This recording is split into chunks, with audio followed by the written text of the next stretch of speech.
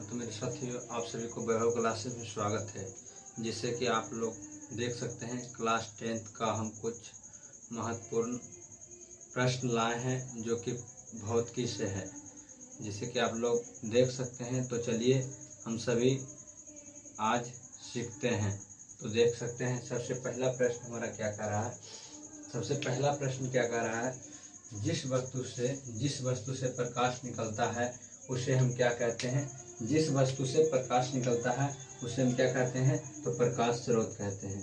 प्रश्न संख्या दूसरा देखिए क्या कह रहा है कि प्रकाश एक प्रकार का क्या है, तो प्रकाश एक प्रकार क्या है दोस्त, तो ऊर्जा है।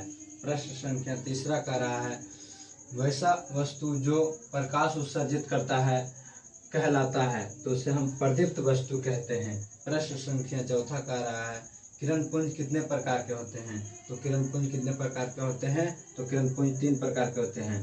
सबसे पहला होता है अपसारी किरण पुंज, दूसरा होता है समांतर किरण पुंज और तीसरा होता है अभिसारी किरण पुंज।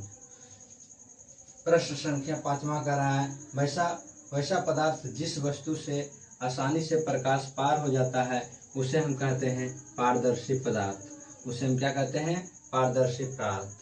अगला प्रश्न संख्या 6 देखिए कह रहा है कि पारदर्शी पदार्थ का उदाहरण है। तो पारदर्शी पदार्थ का उदाहरण क्या है, तो पारदर्शी पदार्थ का उदाहरण देखिए कांच है, उसके बाद क्या है, पानी है, उसके बाद क्या है, हवा है। जिस वस्तु से यानी कि आसानी से प्रकाश पार हो जाता है उसे हम पारदर्शी पदार्थ कहते हैं। ठीक है, तो देखिए इसका उदाहरण क्या है, कांच है, पानी है और हवा है। प्रश्न संख्या 7वां कह रहा है प्रकाश के किसी वस्तु से टकराकर लौटने को क्या कहते हैं। तो प्रकाश जब किसी वस्तु से टकराता है और लौटता है तो उस प्रक्रिया को हम प्रकाश के परावर्तन कहते हैं। क्या कहते हैं, प्रकाश के परावर्तन। प्रकाश के परावर्तन के कितने नियम होते हैं, तो प्रकाश के परावर्तन के मुख्यतः 2 नियम होता है।